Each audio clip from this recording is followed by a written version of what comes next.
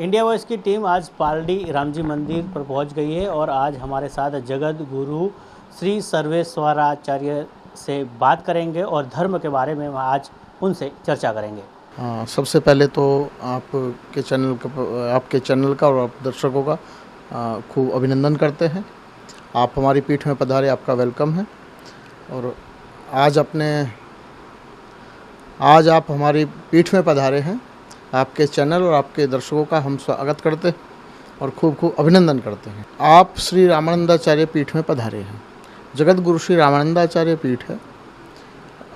यदा यदा ही धर्मस्य ग्लानिर्भवति भारत, जब भी धर्म की ग्लानि होती है, असुरों का त्रास बढ़ता है, तब भगवान अपने आप को अपने आप से बना लेते हैं।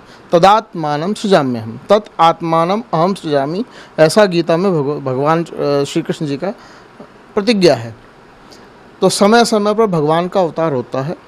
तो आज से 726 वर्ष पहले जब विधर्मियों का अत्याचार ज़्यादा बढ़ा, जजिया इत्यादि कर्ज जब लगने लगे, तब भगवान श्री राम जी ही रामानंद स्वयं रामो प्रादुर्भूतो महीतले, भगवान राम जी ही रामानंद स्वामी जी के रूप में प्रयाग में अवतार लिए। अवतार लेकर के पूरे भारत भर में राम भक्ति का प्रचार किया और 12 प्रकार के जजिया कर को समूल समाप्त कर दिया और एक विश्व में एक नई परंपरा, भक्ति की परंपरा, हरि को भजे सो हरि को होए। आजकल का जो समरसता का कार्यक्रम है, उस कार्यक्रम को देने वाले स्वामी रामानंदाचार्य जी ही हैं। जात पात पूछे नहीं कोई, हरि को भजे सो हरि को होए। और यह परंपरा हमारी जगत गुरु श्री रामानंदाचार्य की पीठ की श्री संप्रदाय की परंपरा है। मुख्यतः संप्रदाय का जो इतिहास है वो भगवान श्री सीताराम जी से प्रारंभ है। सीता अनाथ समारंभम, भगवान राम जी से। और हम अपना गौरव मानते हैं कि हमारी जो आचार्य हैं वो माता जानकी हैं और उनसे यह संप्रदाय चला हुआ है और आज तक कलयुग में आपके सबके सामने। और समाज के लिए समय समय पर रामानंद स्वामी जी के द्वारा या हमारे आचार्यों के द्वारा जो भी पथ प्रदर्शित किया गया है और वेद और श्रुति के सम्मत जो भी कार्य किए गए हैं, वो आपके सामने सर्वविदित हैं, सबके विदित हैं। जगत गुरु श्री रामानंदाचार्य पीठ की जो मूल संस्था है वह श्री शेष मठ पश्चिमामनाय पीठ है, सुदामापुरी पोरबंदर में स्थित है। वहाँ का एक बड़ा सुंदर इतिहास है। भगवान वैसे द्वारकाधीश जब मथुरा से यादव कुमार के रूप में रणछोड़ बने, वैसे भगवान रण नहीं छोड़ते, फिर भी भक्तों की लीला के लिए रण छोड़ा। तब भगवान वहाँ विश्राम किए थे, तब से उस स्थान का नाम विश्राम द्वारका। उससे पहले वहाँ श्रृंगी ऋषि का आश्रम था। श्रृंगी ऋषि के आश्रम के कारण उस नाम श्रृंगी ऋषि के नाम से अभ्रंश होता हुआ आज उस गांव का नाम सिंगड़ा और विश्राम द्वारका है। और वहाँ बड़ा सुंदर भव्य दिव्य मंदिर है। और संस्था के द्वारा जो सेवा किए कार्य हैं, क्योंकि मठ है, मठस्थ छात्रादि निलय, मठ छात्राओं का विद्या अध्ययन का केंद्र होता है। तो सबसे पहले भारतीय परंपरा, जो भारतीय की ज्ञान परंपरा है, वे श्रुति और स्मृति की, तो सबसे पहले वहाँ विद्यालय गुरुकुल चलते हैं।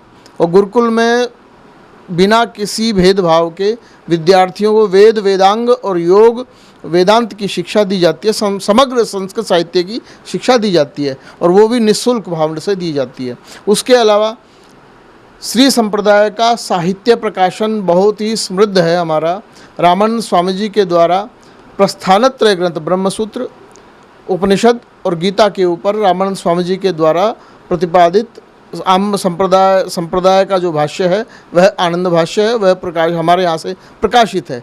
अन्य हिंदू धर्म की उन्नति में सहायक जितने भी ग्रंथ हैं और समय समय पर सांस्कृतिक कार्यक्रम, कथा, प्रवचन और समाज सेवा का कार्य रामानंदाचार्य पीठ के द्वारा समय समय पर किया जाता है। सनातन धर्म को लेकर मैं एक ही संदेश दूंगा। देखिए, हम तो जैसे सनातन धर्म के एक छोटे से ही बालक हैं। सनातन धर्म बहुत बड़ा विशाल एक वृक्ष है। ऐसा वृक्ष है ऊर्ध्व मूल मध्यस्थ शाखा, कि जिसके मूल में ही भगवान बसते हो। गीता का जो वाक्य है कि सनातन धर्म शब्द कहने में तो आपको भले ही 5-7 अक्षरों का हो, मगर इसकी जो अजस्र परंपरा है वो अरबों वर्ष से चली आ रही है। और सबसे बड़ी खूबी क्या है सनातन धर्म के छोटे छोटे आप दार्शनिक जो विचार हैं उनको आप विचार करिए। उदार चरितानाम तु वसुधैव कुटुंबकम, ये सनातन धर्म ही कह सकता है। जिसका हृदय विशाल है उसके लिए समग्र विश्व उसका परिवार है, चाहे वो जीव जंतु हों चाहे वो वृक्ष हों। उसके अलावा आत्मन प्रतिकूलानि, आजकल जो विद्वेष का जो कार्यक्रम आजकल लोग धर्म के नाम पर, संप्रदाय के नाम फैलाते हैं, सबसे आसान परिभाषा दी गई है, आत्मन प्रतिकूलानि परेशान न समाचरित। जो अपने लिए प्रतिकूल हो वो दूसरे के लिए आचरण नहीं करना चाहिए, ये सनातन धर्म का मुख्य संदेश है। हाँ, मगर जहाँ हम योग सीखते हैं तो योग की सबसे पहले बताया गया है सत्य, अहिंसा, अस्तेय ब्रह्मचर्य। ये यम और नियम सबसे भारत के क्या, सनातन धर्म के इतर जो भी अपने आप को पंथ मजहब जो भी मानते हैं उन सब के लिए सामान्य होना चाहिए और होता ही है। मगर सनातन धर्म ने इसको रग रग में, व्यक्ति के हर आचरण में सत्य, अहिंसा, अस्तेय ब्रह्मचर्य बसा हुआ है। आप सत्य का पालन करिए और अहिंसा का भी पालन करिए। मगर कहाँ, जो आपके प्रति अहिंसा का भाव रखता है, सत्यवादी है, दयालु है, अच्छा सज्जन पुरुष है, उसके प्रति आप अहिंसक ही होके रहिए। बाकी आप समझदार हैं कि किसके साथ कंटके नैव कंटकम, ये भी सनातन धर्म समझाता है, क्योंकि कांटे को कांटे से ही निकाला जाता है। तो इस सनातन धर्म में बड़ा ही, यहाँ चींटी से लेकर वृक्ष तक की पूजा किस लिए है, उनकी महानता के कारण। और सनातन धर्म केवल पूजा ही जाता है महान होने के कारण, सबके गुणों के कारण, सद्गुणों के कारण ही सनातन धर्म में सम्मान प्राप्त है सबको। ये भारत भूमि पर सबसे बड़ा कलंक। हम बात करते हैं हिंदू राष्ट्र की, सनातन धर्म सर्वोपरि हो, मगर सनातन धर्म की और हिंदू राष्ट्र की जो प्राण है वो गौ माता है। सबसे पहले तो बड़ा ही दुख का विषय है, ये सत्ता के प्रति भी और औरों के प्रति भी हमने रक्षण किया है, शेर का, टाइगर का, सबका रक्षण किया है। एक वेद लक्षणा गौ माता की रक्षा करने में हम आज दयनीय स्थिति में हैं, क्योंकि हमारे अपने कारण।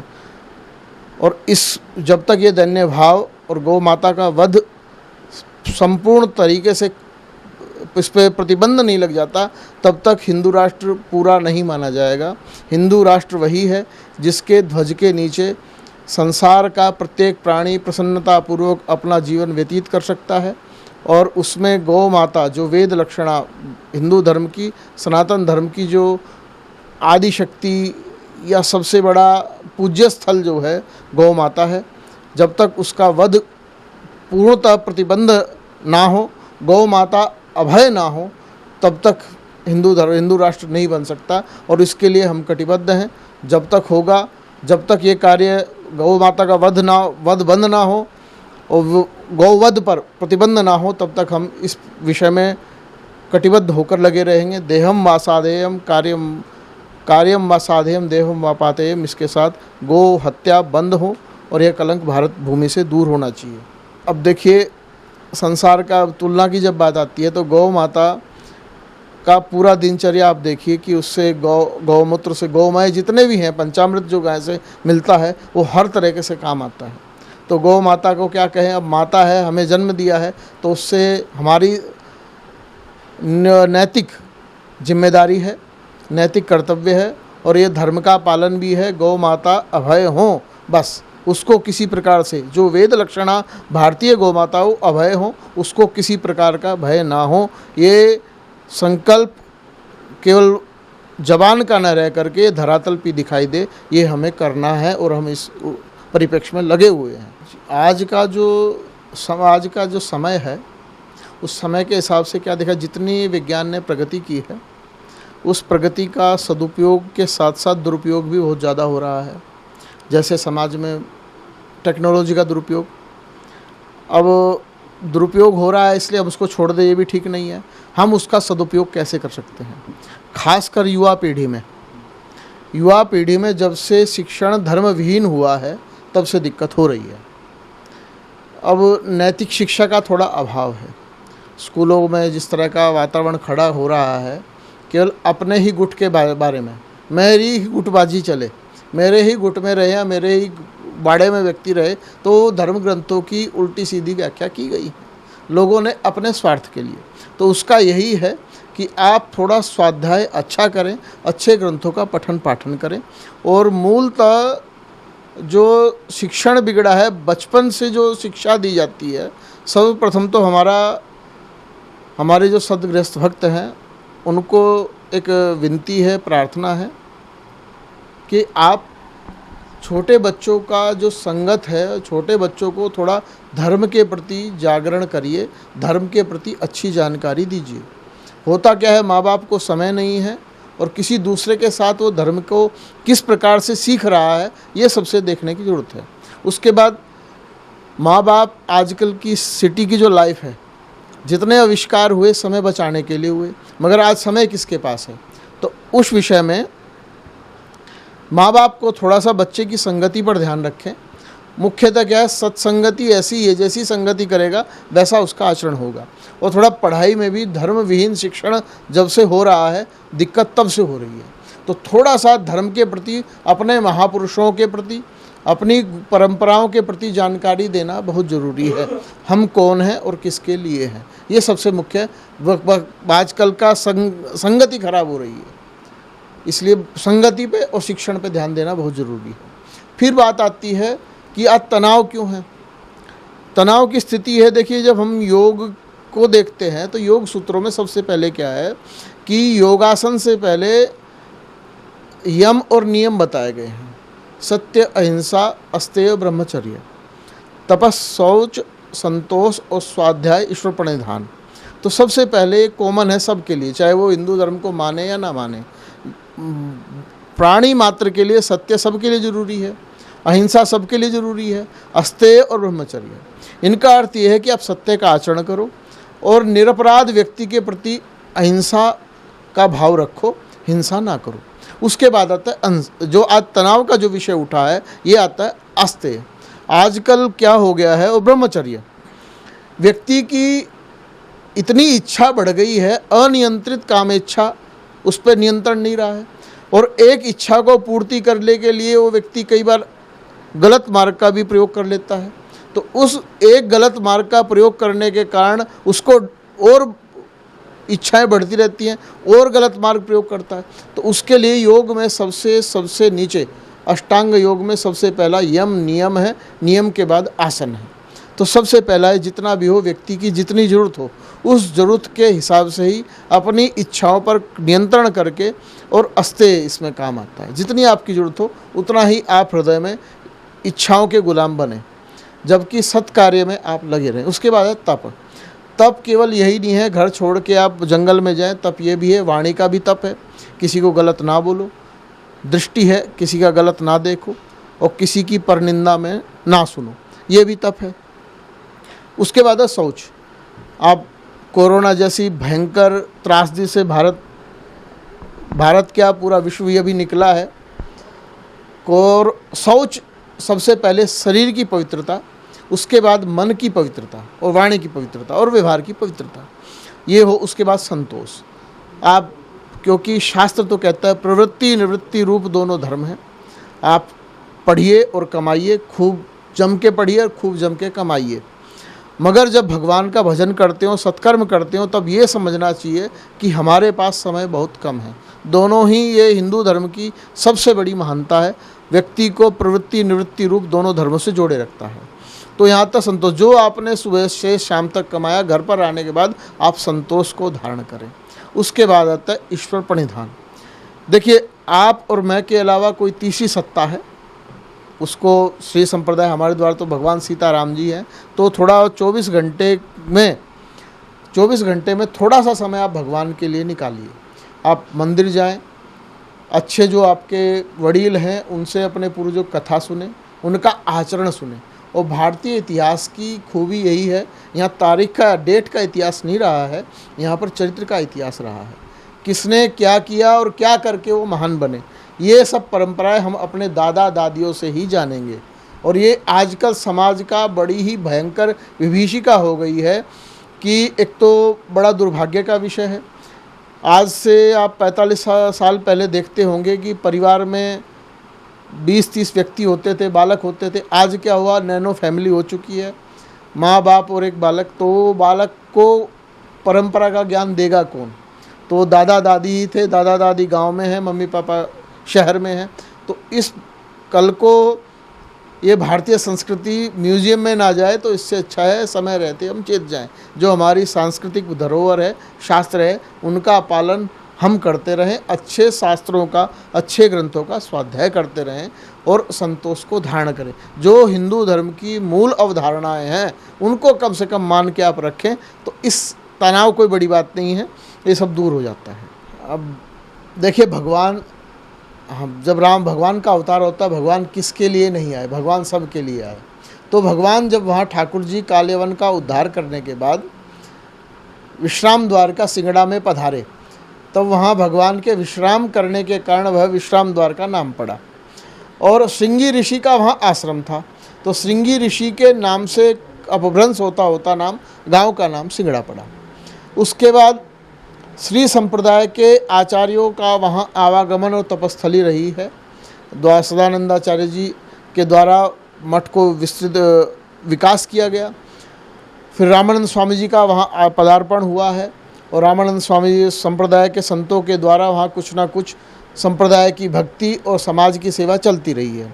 जहाँ तक आज का लिखित इतिहास मिलता है, अभी जो मंदिर है वो 100-150 वर्ष पहले नए सिरे से बनाया गया है, जीर्णोद्धार करके संत श्री मोहनदास जी के द्वारा। और उनके बाद जगत गुरु श्री महामहोपाध्याय स्वामी श्री रघुवराचार्य जी, जो उस समय काशी विद्वत परिषद के द्वारा महामहोपाध्याय की उपाधि से अलंकृत थे और संप्रदाय के लिए जगत विजय की उपाधि से विभूषित थे। स्वामी श्री रघुवराचार्य जी ने वहाँ विद्यालय स्थापित किया। काशी उस समय देश की स्वतंत्रता से पहले क्वींस कॉलेज, जिसका नाम था आज संपूर्णानंद संस्कृत विश्वविद्यालय है, वहाँ से आचार्य तक की मान्यता का विद्यालय वहाँ स्थापित किया गया। और उस समय वहाँ का सौराष्ट्र का वह नोडल सेंटर होता था, सिंगड़ा पश्चिम पीठ। उसके बाद उनके शिष्य जगत गुरु श्री रामानंदाचार्य स्वामी श्री राम प्रपन्नाचार्य योगीराज जी योग की पराकाष्ठा को प्राप्त थे और बड़े ही निडर, दयालु और न्याय शास्त्र के मूर्धन्य विद्वान, सभी शास्त्र के विद्वान थे ही, मगर न्याय में विशेष उपाधि प्राप्त थी, न्याय केसरी, न्याय दर्शन केसरी। रामानंद स्वामी जी की जो परंपरा थी, पुस्तक प्रकाशन का बृहत स्वरूप योगीराज जी के समय से वहाँ प्रेस लगाकर प्रकाशित हुआ। और हमारे यहाँ से जितनी भी करीब 200 पुस्तकें प्रकाशित हैं और किसी पर भी मूल्य नहीं छापा गया, केवल स्वाध्याय ही मूल्य था। जिसको देते उसको कह देते कि आप इसका स्वाध्याय कर लीजिएगा, हमें मूल्य प्राप्त हो जाएगा। तो पुस्तक और साहित्य का प्रचार रामानंद स्वामी जी के का सिद्धांतों का और राम जी का प्रचार, क्योंकि राम जी सर्वत्र और सभी समय में अनुकरणीय हैं। राम जी का कोई भी स्वरूप आप उठा के देखिए, सर्वदा और हर काल में अनुकरणीय है। जिनकी प्रशंसा मारीच जैसा राक्षस करता हो, रामो विग्रहवान धर्म, कि राम जी क्या है, अगर आपको धर्म देखना है, सत्य देखना है तो राम जी की मूर्त देख लीजिए, राम जी का जीवन पढ़ लीजिए। रामो विग्रहवान धर्म, रावण को मारीच कह रहा है। अब ये बताइए, राक्षस भी जिनकी प्रशंसा कर रहे हो वो ठाकुर जी कैसे रहे होंगे। और योगीराज जी के पश्चात दादा गुरु जी जगत गुरु श्री रामानंदाचार्य स्वामी श्री रामेश्वरानंदाचार्य जी के द्वारा 250 पुस्तकों का संपादन किया गया है। उसमें गुजराती अनुवाद, संस्कृत से हिंदी अनुवाद, संस्कृत में भाषा अनुवाद, अन्य अन्य ग्रंथों को 250 ग्रंथों का, संप्रदाय ग्रंथों का और हिंदू धर्म को समय समय पर उपस्थित होने वाली समीक्षाओं और समस्याओं का समाधान समीक्षा के साथ। कभी भी धर्म पर जब किसी ने आक्षेप किया है तो जगत गुरु श्री रामानंदाचार्य पश्चिम पीठ, पश्चिमामनाय श्री शेष भट्ट और कौशल मठ, ये दोनों ही उन समस्याओं का जवाब देने के लिए सदा ही तत्पर रहे हैं और करते भी रहे हैं और करती भी रहेगी संस्था। उसके बाद हमारे गुरुदेव भगवान जगत गुरु श्री रामानंदाचार्य स्वामी श्री रामाचार्य जी गुरुदेव भगवान रामायण के बड़े ही मूर्धन्य विद्वान, बहुत अल्पकाल में ही वैराग्य प्राप्त करके साधु, उसके बाद जगत गुरु श्री रामानंदाचार्य पीठ पर समलंकृत विराजमान हुए। और रामायण का और राम जी के जीवन का अगर किसी को देखना है कि राम जी का कार्य और राम जी का जीवन कैसा था, हम तो ये समझते हैं कि हमारे गुरु जी के जीवन को देख के ही हमें लगता था कि राम जी कैसे रहे होंगे जब हमारे गुरु जी ऐसे हैं। तो बड़ा ही दिव्य, सरलता और रामायण में जो वर्णित है, सरल स्वभाव न मन कुटिलाई, ये हमारे गुरुदेव के जीवन से झलकता था। उसके बाद अपने राम 43वें गादीपति यहाँ जगत गुरु श्री रामानंदाचार्य पीठ पर विराजमान हुए। मंदिर का ठाकुर जी की कृपा से मंदिर का पुनः जीर्णोद्धार काम प्रारंभ हुआ। गौशाला का निर्माण, विद्यालय का पुनः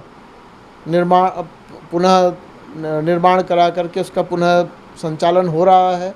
और मठ की जो प्रवृत्तियां हैं, मुख्यतः अन्न क्षेत्र, शाम को खिचड़ी वितरण है, और सदाव्रत महीने में जो भूखे दरिद्र नारायण हैं उनको अन्न का दान, और समय समय पर कथा प्रवचन, जानकी नवमी, श्री राम नवमी, हनुमत जयंती, जगत गुरु श्री रामानंदाचार्य जी का प्रागट्य उत्सव। क्योंकि हम हैं रामानंद संप्रदाय के ही बालक, तो मुख्य हमारा कर्तव्य है आचार्य जी के जो संदेश हैं। क्योंकि जब राम जी आए थे उन्होंने मुक्ति के 3 उपाय बताए थे, और जो प्रवृत्ति धर्म था, निवृत्ति धर्म था और प्रपत्ति धर्म था। निवृत्ति धर्म दिया राम जी ने, निवृत्ति धर्म का उपदेश दिया विश्वामित्र जी को, वशिष्ठ जी को।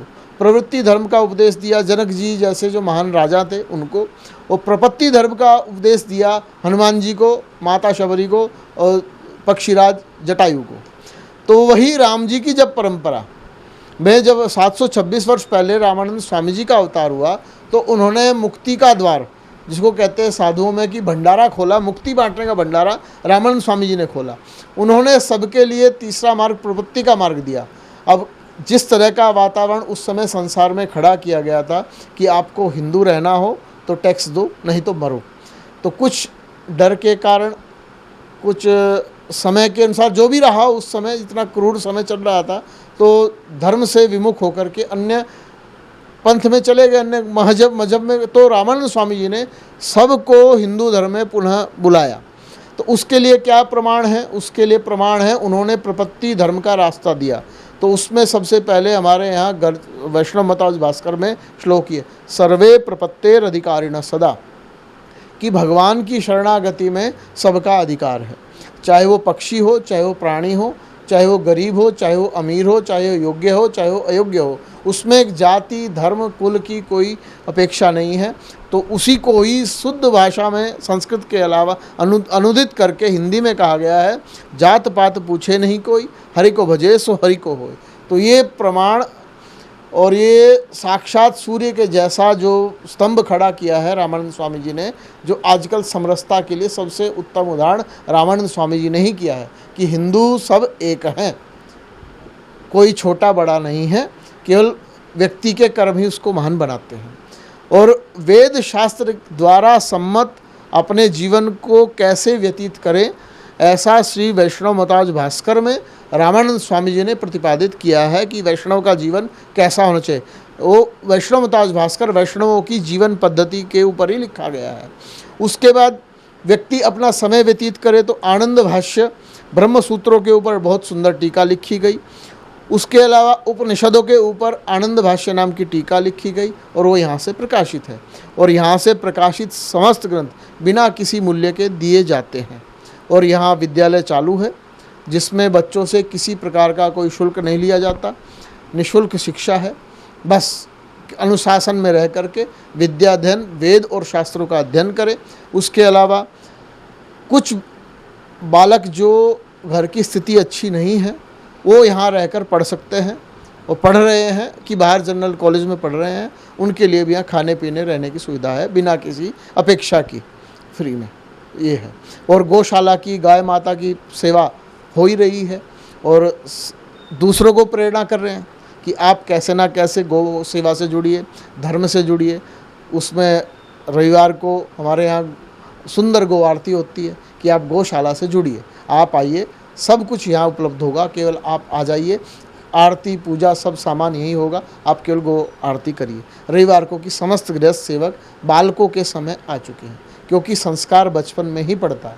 बड़े होने के बाद सिद्धांत यही है कि जब फूल ताज़ा खिला हो तभी भगवान पे चढ़ता है, मुरझाने के बाद खाद में जाता है, जी इसको खाद में डाल दो इसको। तो यही सिद्धांत है कि हम अपने संस्कारों के तरफ, श्रुति स्मृति का जो संदेश है, श्रुति स्मृति के द्वारा जो प्रतिपादित धर्म है उसकी तरफ लौटें। यही हमारा संपूर्ण भारत को, संपूर्ण विश्व को यही संदेश है। इसी से ही शांति हो सकती है और दूसरा कोई उपाय नहीं है। देखिए, सबसे पहले तो मैं साधु बना हूँ, तो सबसे पहले मैं साधु बनूँ, अपना कल्याण करूँ, अपने में योग्यता अर्जित करूँ। उसके अलावा फिर सामने वाले को, सबको ही हम अच्छा बनाएं। जब हम सब अच्छे बन जाएंगे तो पूरा संसार ही अच्छा बन जाएगा। और कारण के धर्म की जो सूक्ष्म परिभाषा है वो भारत में ही है, भारत के ही वेद शास्त्रों में है। क्योंकि आत्मन प्रतिकूलानि, जो मुझे अच्छा ना लगे वह मैं दूसरे के साथ नहीं कर सकता। ये जब तक सबके मन में भाव उत्पन्न नहीं होगा, तब तक राग द्वेष जब तक मन से नहीं जाएगा, तब तक अच्छाई कैसे आएगी। तो एक भारतीय धर्म ही ऐसा है, वसुधैव कुटुंबकम, लोका समस्ता सुखिनो भवन्तु। जब तक ये भावना मेरे, आपके और सबके मन में नहीं होगी कि सभी लोग प्रसन्न हों, और प्रसन्न कब होंगे? जब तक हृदय से काम, क्रोध, लोभ, मोह जैसे विकार ना जाएं, तब तक प्रसन्न नहीं हो सकते। ये भावना और प्रसन्नता आएगी सत्य शास्त्रों के, हिंदू धर्म के जो मूल सिद्धांत है उनको अपनाने से। और इनको जिस दिन अपना लिए, इनका जितना हम प्रचार करेंगे, लोग अपनाएंगे, तो विश्व गुरु अपने आप ही हो जाएंगे।